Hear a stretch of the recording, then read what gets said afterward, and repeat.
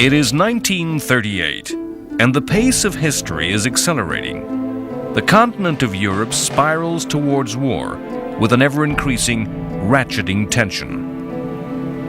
20 years previously, World War I had ended. The war to end all wars had been the product of deep tensions between the nations of the continent. The new nation in Europe, Germany, the most powerful, the most populous, the most industrious, jostled for its place as a great power. The older great powers, France, Russia, and Great Britain, resented the newcomer. Rivalries and resentment burst into a terrible war. Europe was to mourn the loss of an entire generation of the young, of the best, and the bravest. When the war ended, it ended not cleanly, not finally, not decisively, but in a way that meant a major war would soon return to Europe. Germany collapsed in defeat, but remained the largest, the strongest, and the most powerful nation-state in Europe. Germany believed its army had not been defeated. The German people had not seen their country invaded. Their cities, their towns, their countryside was not devastated. Germany's soldiers had marched home in good order, not as pathetic defeated rabble. The myth grew of a stab in the back, of betrayal by enemies within Germany. The peace treaty of Versailles was not a peace settlement. It punished Germany with loss of territory. It punished with reparations, tremendous sums of money that were to pay for the war, pay to rebuild France, pay the debt European countries owed to their American ally. It punished Germany by destroying the nation's proud armed forces. The German army was to be a fraction of its pre-war strength and deprived of the most modern weapons. The settlement did not destroy Germany as a threat, as a rival, and it provided Germany with yet new grievances. The new map of Europe created a patchwork of small, weak countries on Germany's eastern border, countries with which Germany now had scores to settle. Versailles kept the war alive in the mind of every German. In a Germany resentful of history, in a Germany suffering endless economic crisis after economic crisis, a movement and a leader arose that gave voice to those resentments and promised action. A movement that promised rescue. A leader who promised redemption and renewal of German destiny. Hitler and the Nazis rose to power through the structures of German democracy and then abolished those same freedoms. Nazi Germany proceeded to systematically destroy the post-World War I settlement and the structure it defined for Europe. All over the continent and all over the world, the pace of change, the flow of events accelerated. Japan began on a path to militaristic rule, based on a belief in Japanese racial supremacy. The Second World War really beginning perhaps in 1937 with Japan's brutal, furious, and avaricious attack upon China. War returned to Europe in Spain as the Civil War tore the nation limb from limb. The fires of war fueled by the extremes of fascism and communism, with the democracies standing in impotent neutrality. The second fascist power in Europe, Italy, embarked on a war of conquest, annihilating the independent African country of Abyssinia. The lesson to the world was that violence was the means to the end and would be unopposed. Hitler unpicked Versailles, rearming the German nation, turning with hungry and aggressive eyes to his weaker neighbors. Germany was united with Austria, a move that made Germany even stronger. The democracies were torn. America retreated behind the oceans in isolation. France, in cynical defeatism, built the Maginot Line as a shield against aggression, but feared to renew the war. Britain had no desire for war and saw justice in Hitler's demands. The democracies aimed to resolve the problem of Germany without resort to war, to use diplomacy, negotiation, and fair compromise. The word history has come to use of these times is appeasement. It is the autumn of 1938, and Hitler has turned his gaze to Czechoslovakia. A conference of nations is called in Germany, at Munich.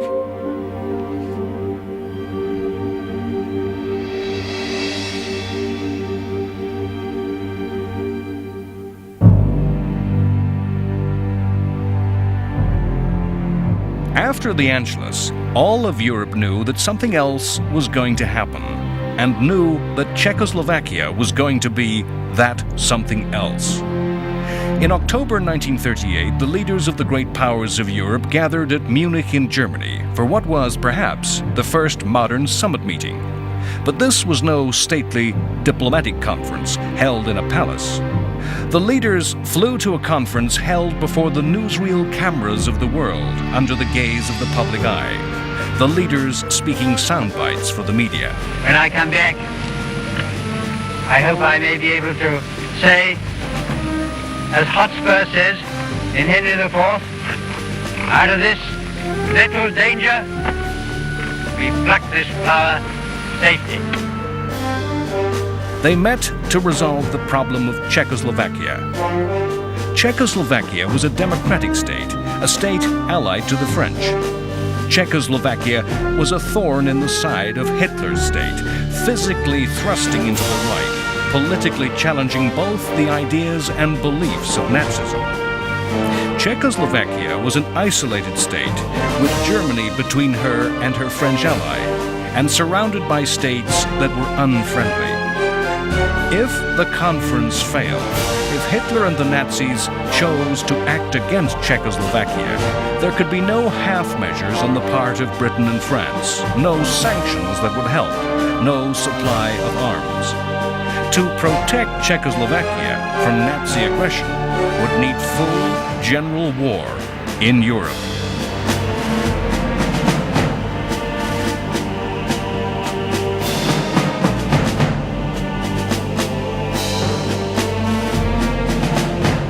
The nation whose future lay on the table at Munich had a modern army, but was not a fundamentally strong state politically. Czechoslovakia was not a state of Czechs. The modern democratic society contained minorities of Slovaks and Hungarians, and, above all, Germans, the Sudeten Germans, a 3 million strong minority living in the areas adjacent to Germany. The Austrian Anschluss set these people afire with excitement. They were aflame, ungovernable, stirred by a call of history, destiny, and blood. The citizens of Austria abandoned democracy for nationalism. The Germans of Czechoslovakia went the same way. Hitler did not foment the nationalism in the Sudeten Germans. He simply tapped into passion and desire that already existed. Of course, Hitler sought to liberate his fellow Germans, but he also wished to eliminate the Czech nation as an ally of the French and add Czechoslovakia's modern industrial economy to Germany. As the leaders gathered, both sides had differing goals. Both Hitler and Czech President Beneš wanted matters brought to a head. Hitler and Beneš did not want to compromise. The Czechs knew that any concession to the German minority would bring demands from their other minorities. Hitler wanted total success. The French and the British wanted a compromise. They did not want to risk war or humiliation. In negotiation, the British, led by Chamberlain, actually thought the Sudeten Germans were a minority whose rights were ignored by the Czechs. The French had an alliance with Czechoslovakia, an alliance the French made for French benefit, to threaten Germany with war on two fronts. Now they realized they were impotent to aid their ally, and desperately needed to avoid the humiliation of breaking their promises to the Czechs. Chamberlain reluctantly said, "If Germany did decide to destroy Czechoslovakia, I do not see how this can be prevented." The objective of Britain and France at Munich was not to restrain Germany, not to counter Hitler's ambition. It was to make the Czechs give ground, to make concessions that would prevent a general European war. The Czechs aggressively opposed concession. At one point, in the spring of 1938, they had mobilized their entire army and placed it against the German border, terrifying Britain and France. All throughout the summer of 1938, the great powers of Europe had circled round each other, guessing each other's intentions. Benesch thought that by defiantly raising the stakes, he could make Britain and France threaten war, and so make Hitler back down. Hitler, knowing Britain and France's reluctance to go to war, insisted on having his way, rejecting compromise after compromise, angrily accusing the Czechs of attempting to ethnically cleanse the Sudetenland, and insisted that the Sudeten people would only be safe as part of Germany. Chamberlain was certain of Hitler's good faith when the German promised that he had no further demands of Czechoslovakia than the liberation of the Sudeten Germans. The issue came to head with the international summit meeting held at Munich on September 29th. Hitler made no demands at this meeting. He waited for the proposals to be offered. The Anglo-French offer to Hitler was everything he asked, the Sudetenland to be incorporated. Chamberlain firmly believed that the incorporation of the Sudeten Germans was the right thing to do, and believed Hitler when he said that he had no desire to rule the Czechs. The Czechs were told that if they did not accept, they, the Czechs, would be responsible for the war and could expect no help. The Czechs signed, and the Sudetenland became part of the German Reich.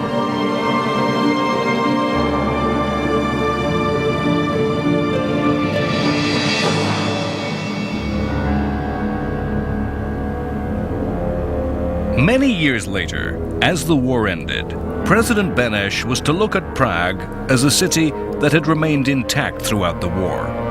Benesch said, "Is it not beautiful? The only city in Central Europe not destroyed, and all my doing." The Munich Conference is regarded in history as the definitive appeasement and has made that word synonymous with betrayal. Yet, as we judge with the benefit of history, would we have gone to war? Or would we have seen, as did Chamberlain, principle and fairness coming together with expediency? Perhaps the words for which the Munich crisis is most remembered are not those of the agreement reached over Czechoslovakia. When that agreement had been made, Chamberlain requested another meeting with Hitler. He presented Hitler with the draft of a statement. "We are resolved that the method of consultation shall be the method adopted to deal with any other questions that may concern our two countries. We are determined to continue our efforts to remove possible sources of difference and thus assure the peace of Europe." Hitler happily and enthusiastically signed. It was this piece of paper that Chamberlain proudly waved to the crowds in London. It was of this that he was to say, "This is the second time that there has come back from Germany peace with honor. I believe it is peace for our time." If the French and British leaders had betrayed the Czechs, if they had foolishly given in to Hitler's lies, it was a betrayal that was welcomed. It was a set of lies that the populations of both democracies believed. In the streets of London and Paris, crowds reveled in the news that war was not to return to Europe. In the Sudetenland, the German population equally enthusiastically welcomed the advancing and occupying forces of the Third Reich. The democracies thought Munich a new Versailles, an epoch-making event that would establish a new order in Europe, a new system of security and peace throughout the continent.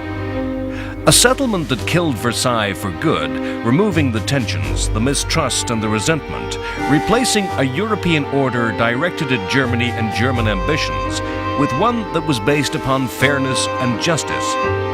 Hindsight, knowledge of what follows, makes us see the whole affair as a fraud. The events at Munich were logical. They followed on from events which had gone on before. The French had abandoned each clause of Versailles without a fight. The French did not fear military defeat. They had absolute faith in the Maginot Line. But they saw no point in going to war over minor issues and abandoned their ally when it threatened to bring war. The United States was not present at Munich. In later years, America would congratulate itself at having had no part in the affair and condemn the other democracies. The lesson America drew in the medium term, when Munich went quickly sour, was that they should withdraw even more from world affairs. Yet Roosevelt's words on the agreement made by Chamberlain were simple: good man. It's a pointless speculation to wonder what if America had lent its weight to the cause of democracy at Munich. The Russians resolved that Britain and France could not be trusted as allies against Nazism, and that the USSR should seek an understanding with Hitler. Britain worked from a moral position. Britain's position was that Germany did have a moral right in the Sudeten territory. They saw the Europe that Munich created as a safer, more stable place. Once the authority of the Czech government was broken by the transfer of the Sudetenland, the state of Czechoslovakia fell apart along its own fracture lines. The Slovak minority came up with its own demands for independence and autonomy. The Nazis supported and patronized the Slovaks. The Czech government in Prague proposed occupying Slovakia with troops. Hitler promptly recognized the independence of Slovakia. The Czech state was destroyed, unviable. Hitler summoned President Hacha, Beneš's successor, and instructed him to sign away the independence of Bohemia, the rump of Czech lands, which on March 15, 1939, became a German protectorate.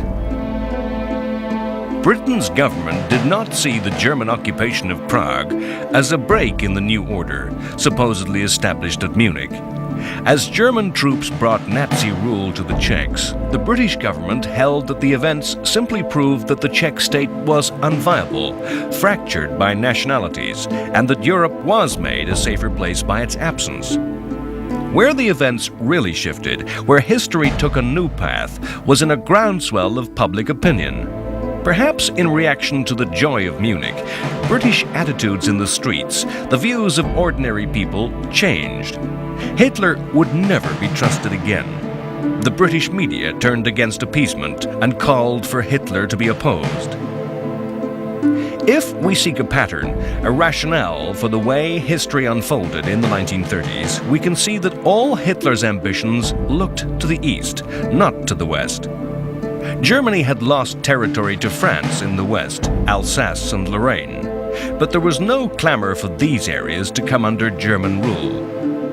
In the south, Germans lived in Italy, but there was no demand for a return of these lands. There was no call for southern Germans to return to the homeland. All the avarice, all the ambition was directed east to Austria and Czechoslovakia. Hitler believed it to be the destiny of the German people to expand eastward.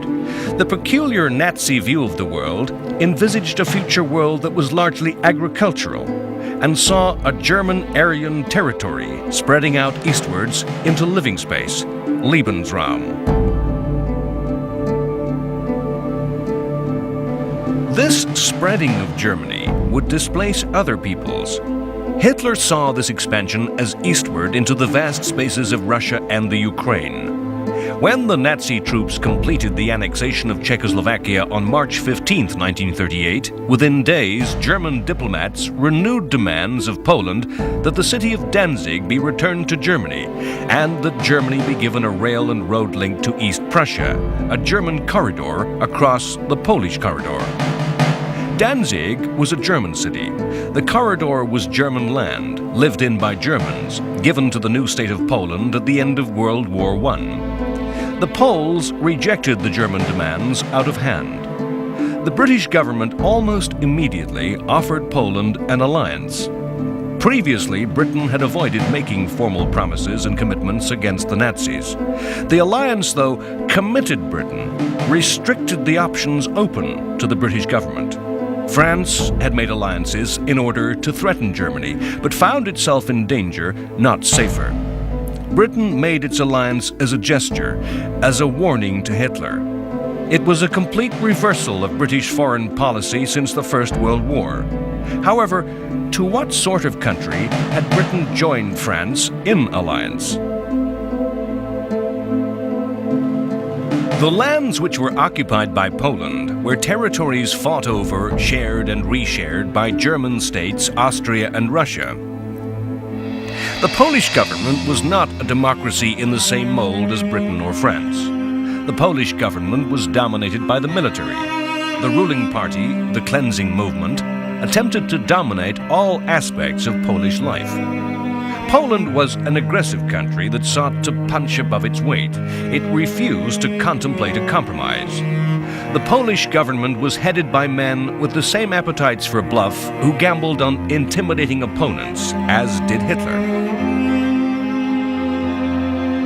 World War II was the unfinished business that remained from World War I.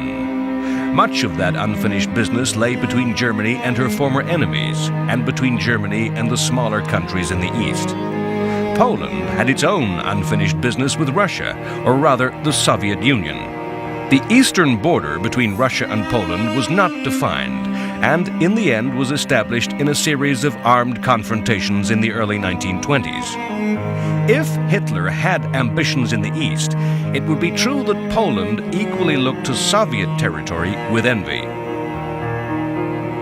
The climate of aggression was hardening all over the continent of Europe. In the spring of 1939, Italy invaded and occupied Albania. Mussolini, always keen to emulate Hitler, always driven by envy of Germany, and resentful of the success and dominance of what he thought the junior fascist power in Europe, mounted an attack on his neighbor across the Adriatic. The victory of the Italians was easy. Albania, with a population of barely 1 million, was the most primitive state in Europe. Politically a tribal monarchy, riven by feudal clans and factions, the country was taken over in days, with almost no fighting. Annexed to become Italian territory, the King of Italy declared the King of Albania. Mussolini intended that Albania be used as a stepping stone on a path of conquest throughout the Balkans and southern Europe, to enable Italy to dominate the Mediterranean. In an attempt to head off war with Germany over Poland, Britain and France recognized and accepted the Italian action.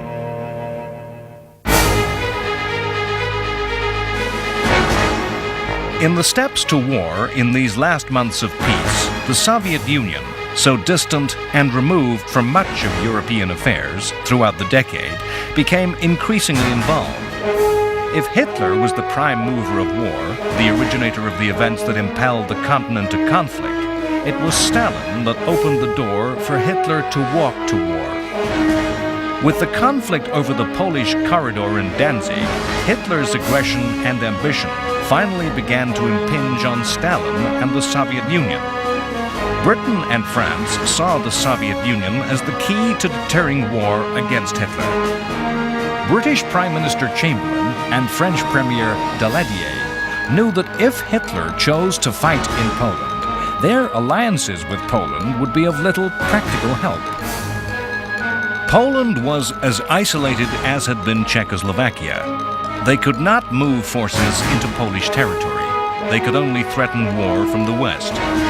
Hitler might once more play a game of dare with Britain and France, challenging them to start general European war in order to save a faraway country whom they could not directly help. Britain and France knew that the Soviet Union could directly help Poland, and so war be averted.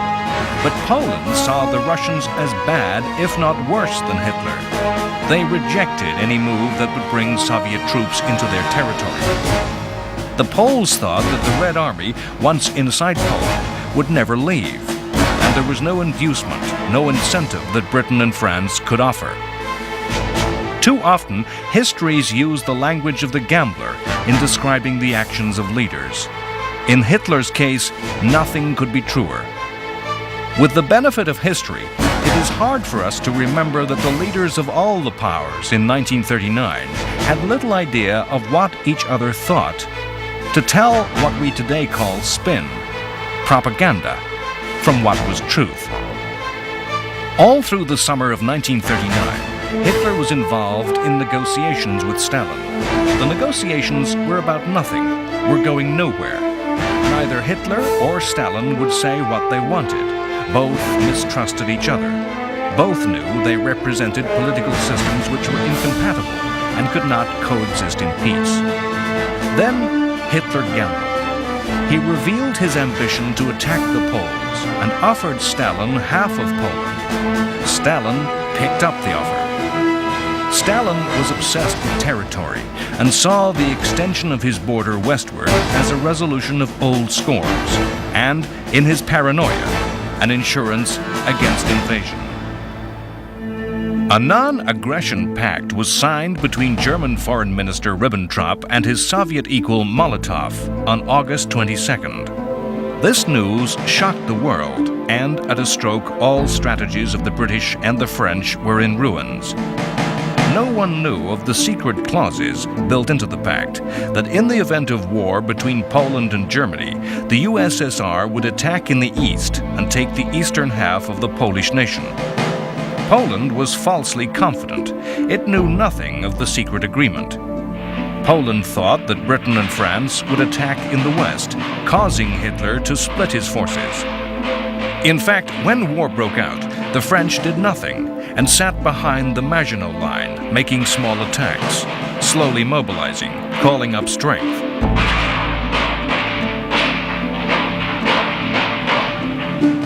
The British were organizing the movement of their army across the sea. Hitler gambled the French would not act in time and stripped the West of troops to bring overwhelming strength against the Poles. He planned a campaign so fast the French and British would be forced to watch helplessly as Poland was destroyed. Poland's army was outnumbered, outflanked, and obsolete in equipment. The Polish cavalry still used horses. There were virtually no tanks. Mostly obsolete aircraft had to counter a state-of-the-art Luftwaffe. On August 31st, Poland attacked Germany. In fact, German SS troops faked an aggression.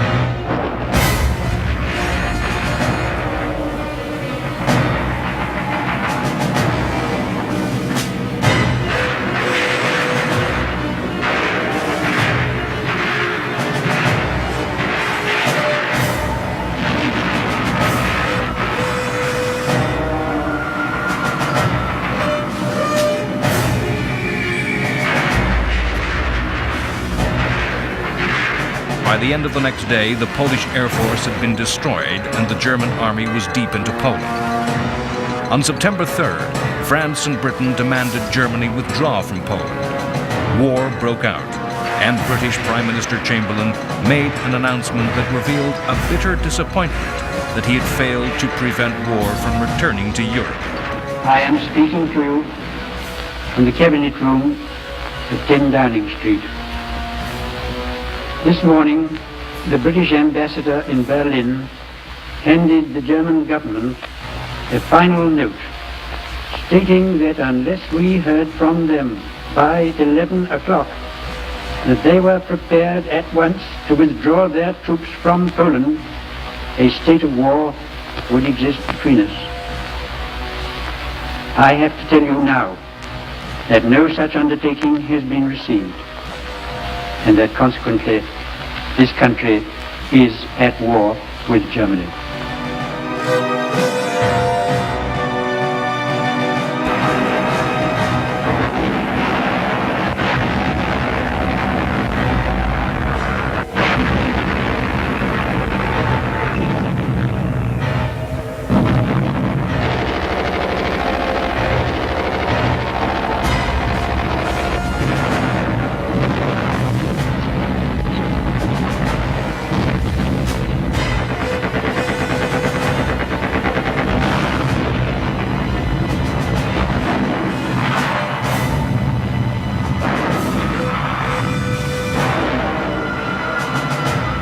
The attack on Poland saw the first use of blitzkrieg by the Germans, a new type of war, using rapidly moving, all-mechanized and armored columns, with coordinated air support smashing through and around slow-moving, old-fashioned Polish forces. The Polish army were rapidly surrounded and cut off.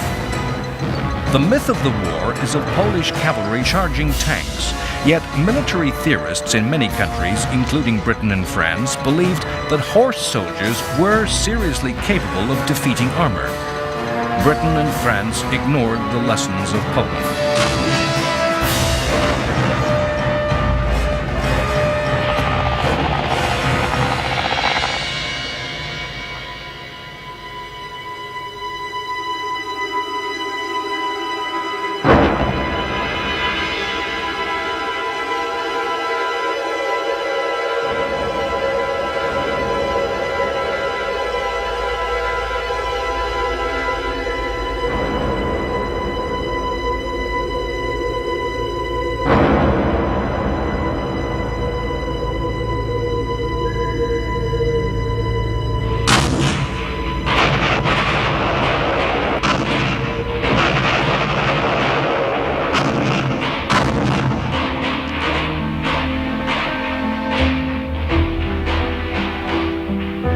By October 6th, all Polish forces had surrendered. Cynically, the Russians waited until it seemed certain that Germany would triumph, and finally moved on September 17th.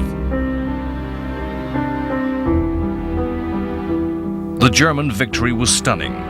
In less than 1 month, at a loss of less than 14,000 dead, the Poles were defeated. Britain and France were shown as impotent.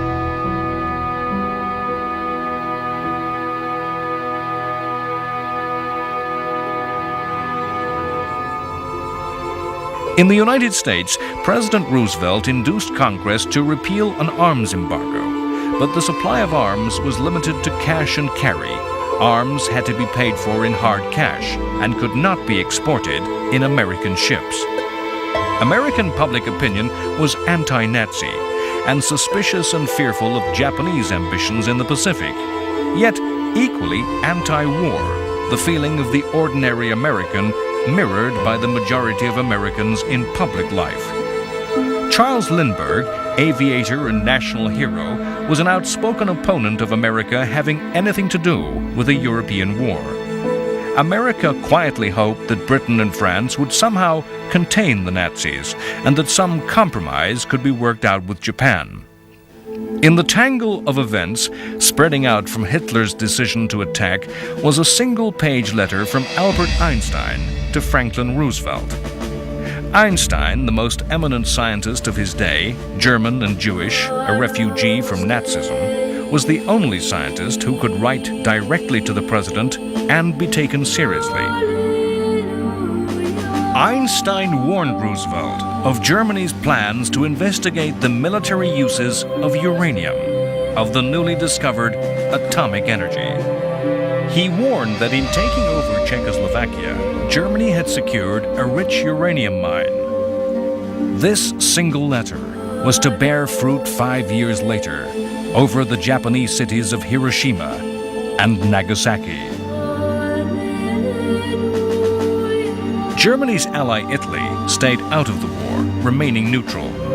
In March 1939, Italy and Germany had finally made a formal alliance, what Mussolini grandiosely called the Pact of Steel.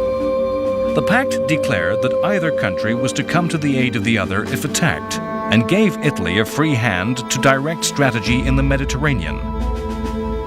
As the pact was put into writing, the Italians signed on the verbal understanding that war would not come until 1943.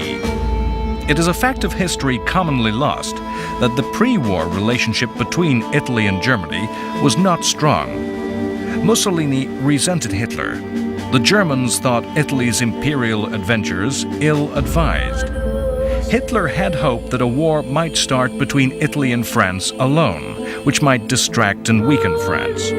The British and the French hoped from time to time to prize Italy and Germany apart. The two dictatorships had differences over the Anschluss with Austria. Had Mussolini offered an alliance to the democracies, they would have accepted. Hitler and Mussolini did come to have a strong personal regard for each other, but this was not something shared by the respective military and naval commanders, nor by the ordinary Italian and German. Italy's strategic interests lay in expansion and control of the Mediterranean, the Lebensraum of the Italians, what Mussolini referred to as Mare Nostrum, our sea. War came as a surprise, the pace of events overtaking world leaders. No country on either side was ready to fight in 1939, and all were taken unawares by the outbreak of war. Germany worked to a long-term plan. Hitler had come to power in 1933 and looked for a period of 10 years before rearmament was complete and the Austrian and Czech territories absorbed. Italy was not ready for war and saw in the Pact of Steel a guarantee of 5 years' peace. With the British and French declaration of war, the fighting spread across the world. Both countries were the center of worldwide empires. Britain was to call upon soldiers from Australia, New Zealand, Canada, and South Africa, the Dominions, self-governing members of Britain's family. These countries willingly and unhesitatingly declared war on Germany at the same time as Great Britain. From the colonies of the empire, Britain was to summon Indian, African, and Caribbean soldiers. French forces contained soldiers from Africa and Indochina.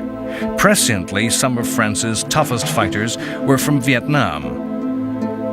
The first week of the war did in fact see a French offensive in the west, remarkable in the fact that its effect was so limited. Small numbers of French soldiers pushed 8 kilometers inside Germany to within sight of the Siegfried Line, a line of German fortifications, the match of the Maginot Line. And there they stopped. The professional predictors and theorists, men who look into the future and attempt to foretell the future wars, often fail to see accurately, misreading the lessons of the past.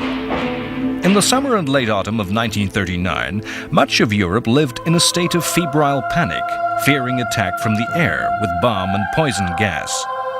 Futuristic theories of war predicted mass aerial assaults on the city centers. It was commonly held that no defense was possible against attack by bombers. Everywhere shelters were dug. Sandbags were piled around the doors and windows of shops and public buildings. The people of Britain had been issued with 38 million gas masks. No citizen was meant to be without his mask at any time. This was a time when the life of the civilian descended into black comedy and farce. The distinctive cardboard boxes and bags in which the gas mask was carried was too often turned into a useful shoulder bag and contained a worker's lunch. A market in sandbags developed, with speculators having bought up supplies in advance of war. New ranks of officialdom appeared. Air raid wardens patrolled the streets. They were to warn of gas attack by using children's rattles. They enforced a strict blackout at night, ensuring no light showed that could guide enemy aircraft. An immediate reaction to the outbreak of war and the fear that aerial attack was imminent was the mass evacuation of children from cities to safe areas. By the evening of September 3rd, nearly 1.5 million children, mothers of infants and pregnant women, had been moved to safety. In fact, fear of reprisals by chemical weapons meant that neither side in Europe was to risk their use at any time in the war. Britain and France, although having done all they could to avoid conflict, were in fact able to look to a coming war with confidence, not with fear. The subsequent history, collapse and rout that filled the following years clouds our judgment to the fact that as Britain and France mobilized, called up their reserves, marshaled and equipped their troops, the numbers made war in 1939 appear a risky undertaking for Germany. If the leaders of Britain and France laid out their relative strengths on paper, they could sleep easily. Counting the armies already in the field, Britain and France could more than match Germany's strength when fully mobilized. with all reserves coaled up. Britain and France combined could count on a total of 3 million to Germany's 2.5 million. Even though Poland's 2 million strong army had crumbled and Germany could now bring all its strength to the Western Front, Britain and France could feel confident. The British Royal Air Force and the French Air Force combined were the equal in number to the Luftwaffe. Of course, Britain liked to see itself traditionally as a great naval power. The concept of the alliance with France was that the Royal Navy would impose a naval blockade upon Germany, while the bulk of the fighting on land was to be performed by the French army.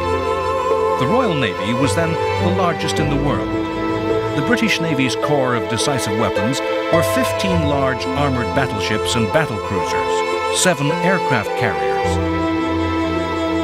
and over 50 submarines. France, Britain's traditional naval enemy, had a fleet of 9 battleships and over 70 submarines. Germany's navy was small, 5 battleships and 50 U-boats. In World War I, the war at sea had played a hidden part in the war. The German submarine campaign had nearly forced Britain from the war, destroying the imports of food from the empire, which Britain needed to feed its population.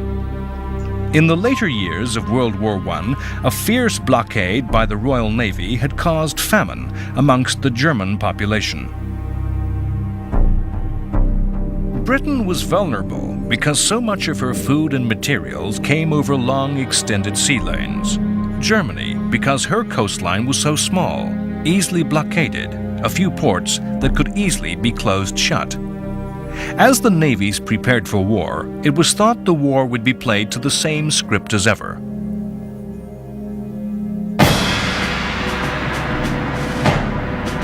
The pride of navies everywhere was the battle fleet, a fleet of large, fast, heavily armored and heavily gunned battleships. The number and size of these vessels was taken as a measure of the virility of each nation. On these measures, the cards were stacked heavily against Germany. In World War I, the battle fleets of Britain and Germany had met for only a few hours. No lesson had been learnt as to the value of the big gun ship. In between the wars, the size of the fleets and the size of the ships in those fleets were limited by international treaties. The coming war was to show that the battleship was no longer the capital ship, the decisive weapon of naval warfare.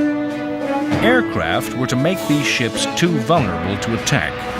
A few cheap aircraft made on the production line in weeks could easily destroy a major warship that could take years and massive sums to rebuild. But this was not clear in 1939. Only some navies realized the true value of aircraft and the aircraft carrier. In the long-term plans of Germany, a series of large warships, such as the Bismarck, were built to threaten Britain. Aircraft carriers were built for some future war against the USA.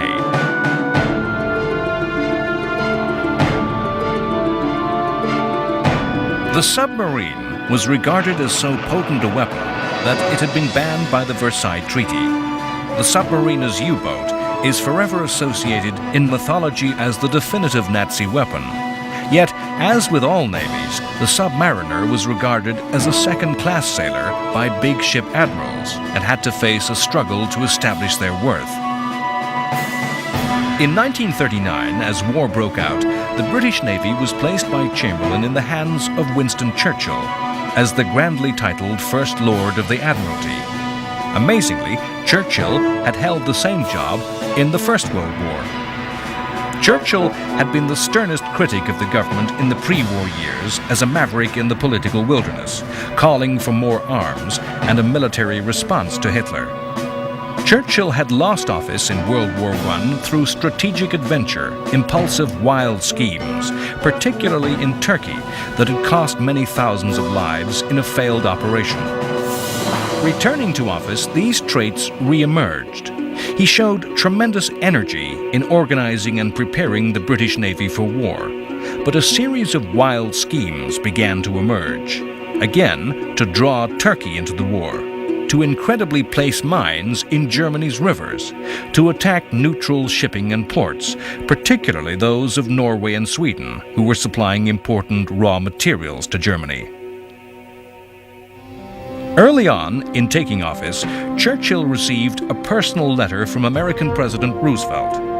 Roosevelt invited Churchill to keep me in touch personally with anything you want me to know about. The personal relationship between these two men, bypassing the administrations and structures of their respective countries, was to be of crucial importance in the coming years. As the Poles succumbed to defeat and occupation, Hitler offered Britain and France peace. He claimed to have no quarrel with France and desired active friendship with Britain.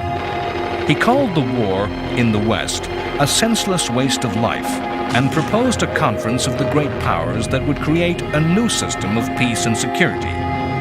He was rejected.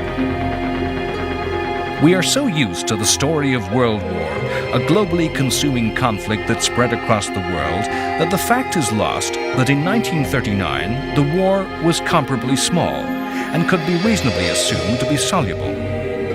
In Europe, in October 1939, Britain and France were at war, as were Britain and France's overseas colonies. Germany was at war. Poland, an occupied, defeated country, sliced up and lost. The Balkans were at peace. Some were pro-German, like Romania and Hungary. Some were pro-British, like Yugoslavia and Greece. Italy, Germany's ally, remained neutral. Spain, a supposed fascist power, was neutral. Belgium and the Netherlands were neutral. All of Scandinavia was neutral, yet were key suppliers of raw materials to the Nazis. Soviet Russia trusted implicitly in the new relationship with Nazi Germany and believed itself safe from attack and was neutral. America was neutral. Far away in China, another set of tensions and envy, not related to Europe's problems, had brought a savage war that had been raging for 2 years. These wars were yet to join up into a world war. In Poland, a new order rapidly came into force. The map was redrawn. The Soviet Union moved west, Germany moved east. In holy Polish lands, those occupied by Germany and Russia, a fearful night of occupation descended. Soviet forces imposed a communist rule. All those prominent in the old regime disappeared. Over 4,000 of Poland's army officers died in a bloody massacre by the Soviets. In German-occupied Poland, a brutal regime lay across the land. Nazism's racial theories held the Poles as subhuman. Poland's large Jewish communities became the victims of the Einsatzgruppen, special SS squads designed to solve the Jewish problem.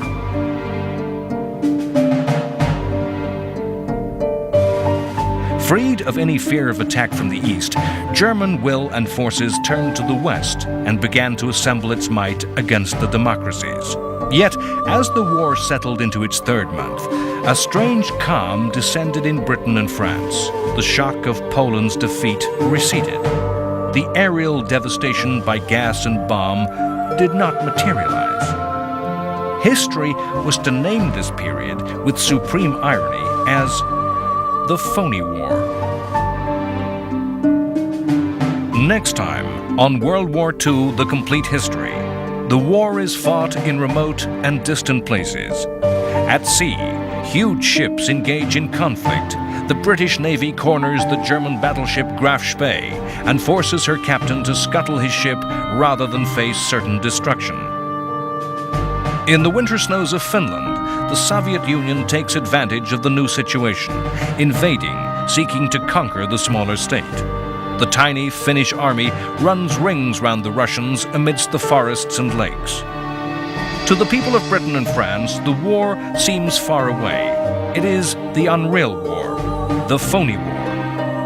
In the fields of northern France, a new British expeditionary force, in name and appearance so like its predecessor of 1918, takes its place alongside the French. It is the army that fought the Somme, Ypres, and Passchendaele, reborn. To the south, the French man and reinforce the Maginot Line, their new Verdun, an impregnable fortress which the Germans shall not pass. The world awakes from the dream of the phony war to the nightmare of reality. A bold strategic occupation of Norway brings Britain and France into direct contact with German forces for the first time. The result is fiasco, as British forces fall back in retreat. As a result, the British government falls and is to be headed by a man of destiny whose time has come, Winston Churchill.